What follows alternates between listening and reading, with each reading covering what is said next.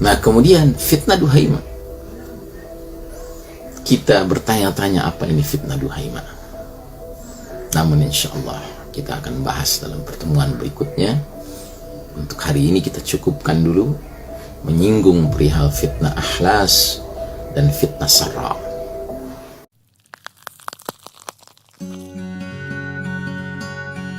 Assalamualaikum sahabat, bagaimana keadaan kalian hari ini? Kami doakan semoga sehat selalu.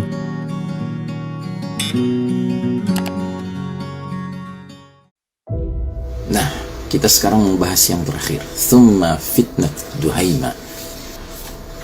Kemudian datanglah fitnah Duhaimah, fitnah gelap pekat yang tidak membiarkan seorang pun dari umat ini kecuali akan ditamparnya dengan tamparan yang keras. Itu ciri yang pertama. Ciri yang kedua, ketika orang-orang mengatakan fitnah telah selesai, ternyata fitnah itu masih berlangsung, masih saja terjadi.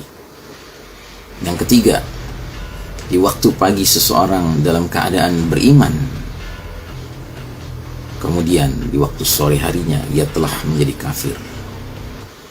Dan yang keempat, akhirnya manusia terbagi menjadi dua kemah, yaitu kemah iman tanpa kemunafikan sedikit pun, dan kemah munafik tanpa keimanan sedikit pun.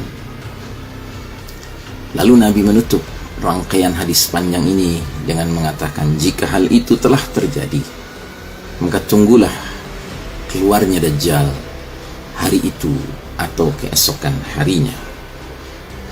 Ini hadis diriwayatkan oleh Imam Abu Daud, juga oleh Imam Ahmad dan Imam Al-Hakim, dan disahihkan oleh Imam Al-Hakim Al-Zahabi dan Al-Albani. Saudara sekalian rahimakumullah, di dalam kitab Syekh Al-Mubayyad, yaitu Al-Mawsu'atu fil Fitani wa Malahim wa Asyratu Sa'ah, ensiklopedia akhir zaman, beliau ketika membahas fitnah Duhaimah, beliau berhipotesa, berijtihad bahwa maknanya adalah war on terror, perang ya terhadap teror, yang mana memang ciri-cirinya cukup mirip dengan yang disebutkan di dalam ciri-ciri mengenai fitnah Duhaimah. Adapun Abu Fatihah dari Solo, beliau berhipotesa, berijtihad bahwa fitnah Duhaimah ini maknanya adalah faham ideologi demokrasi. Ini pun mirip dengan ciri-ciri yang disebutkan oleh fitnah Duhaimah. Namun yang unik adalah kalau kita perhatikan kasus pandemi yang terjadi sekarang, ini pun potensial untuk disebut sebagai fitnah Duhaimah. Bahkan kami khawatir justru ini jauh lebih cocok dengan ciri-ciri yang disebutkan, 4 ciri tadi. Hanya saja ciri yang keempatnya belum muncul. Mari kita lihat satu persatu ciri-ciri itu, kita kaitkan dengan pandemi COVID-19 ini. Yang pertama dikatakan oleh Nabi SAW bahwa fitnah Duhaimah ini akan menampar setiap orang dari umat ini, dari hadhil ummah, umat ini ya, dengan tamparan yang keras. Jadi tanpa kecuali setiap orang dari umat Muhammad SAW akan terkena tamparannya ya. Jadi bukan hanya kaum muslimin yang beriman, tetapi yang tidak beriman pun kena tamparannya, kena efek daripada pandemi ini.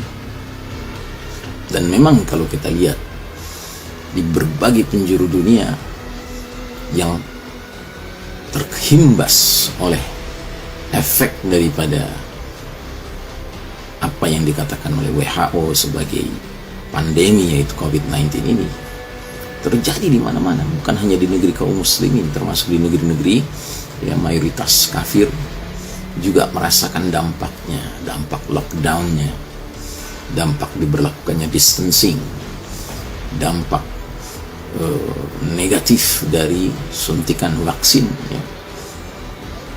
Sehingga bermunculanlah dissenting opinion, pandangan-pandangan yang berbeda dan mengkritisi mainstream opinion tentang keharusan 3M, mengenakan masker, mencuci tangan, distancing, kemudian mandatory vaksin yang diharuskan.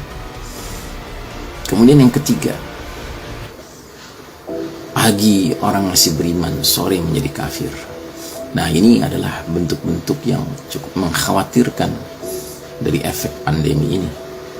Sebagai contoh misalnya, munculnya mereka-mereka yang merasa tenang-tenang saja terhadap aturan baru di dalam sholat berjamaah di masjid-masjid. Padahal sesungguhnya arahan Nabi SAW tentang masalah sholat ini sangat jelas dan tegas. Sallu kama ra'aitumuni usalli. Sholatlah kalian sebagaimana kalian melihat aku sholat. Namun sekarang dengan ringannya muncul fatwa-fatwa, ijtihad-ijtihad, diharuskannya distancing dalam sholat, diharuskannya mengenakan masker dalam sholat. Padahal Nabi mengatakan terlarang seseorang itu dalam keadaan sholat menutup mulutnya. Jangankan laki-laki, wanita yang biasa pakai cadar pun tidak dibenarkan menutup mukanya saat sedang sholat, saat sedang tawaf. Begitu juga dengan persoalan distancing.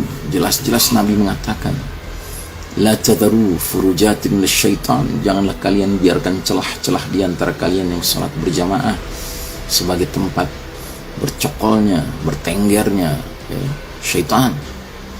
Nah, sekarang malah masjid-masjid memasang tanda khusus tempatnya syaitan, yang di situ tidak boleh ada orang yang menggelar sejadahnya, harus dibiarkan kosong. Ini mengerikan sekali. Padahal ancamannya serius. Nabi Muhammad SAW mengatakan dalam sebuah hadis, di hari berbangkit nanti aku akan menunggu umatku di telagaku. Aku akan bisa mengenali umatku dari bekas wudhunya yang menyebabkan wajahnya bercahaya, tangannya bercahaya, kakinya bercahaya. Ketahuilah ada sebagian orang yang seperti itu, aku panggil dia, halumma, mari kemari. Akan dibagikan air telaga Nabi kepadanya, namun dihalau oleh malaikat. Kemudian malaikat menjelaskan, sungguh mereka telah merubah ajaranmu setelahmu. Maka yang tadinya Nabi memanggil dengan penuh kasih sayang, justru Nabi katakan suhkan, menjauhlah. Nabi tidak mau dekat-dekat dengan mereka yang telah merubah ajarannya. Dan kita tahu ajaran Islam ini yang paling utama, pertama adalah akidah tauhid, dan yang kedua salat. As-salatu imaduddin, salat itu tiangnya agama. Nah, jadi saudaraku rahimakumullah, poin 1, poin 2, poin 3 sudah terpenuhi ciri-cirinya, tinggal poin keempat saja. Kata Nabi, bila sudah seperti itu keadaannya, maka akan terbentuk dua kemah fustatain, kemah iman tanpa kemunafikan dan kemah munafik tanpa keimanan. Jadi akan terbelah dua umat ini. Ada mereka-mereka yang begitu tunduk kepada sistem yang berlaku, sistem kafir syirik yang berlaku, sistem dajjal ini, tunduk pada hukumnya, tunduk pada nilai-nilainya, tunduk pada protokolnya, ya. Mereka akan dikategorikan sebagai kaum munafik tanpa keimanan.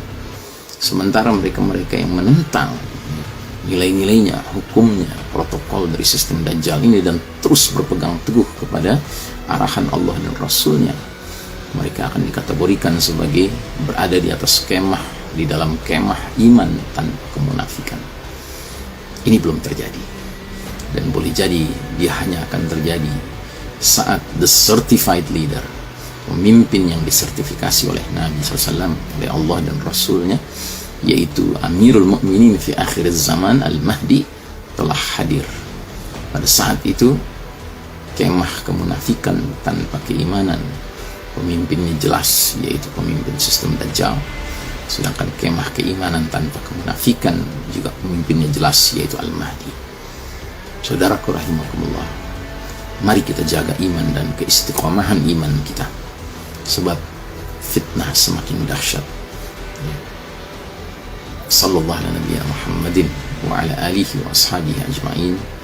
Assalamualaikum warahmatullahi wabarakatuh.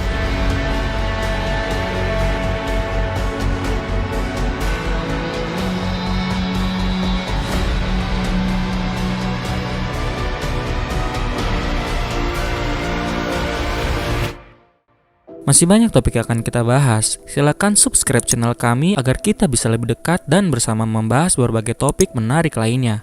Like bila Anda suka dan unlike saja bila Anda tidak suka dengan video seperti ini. Terima kasih telah menonton dan sampai jumpa.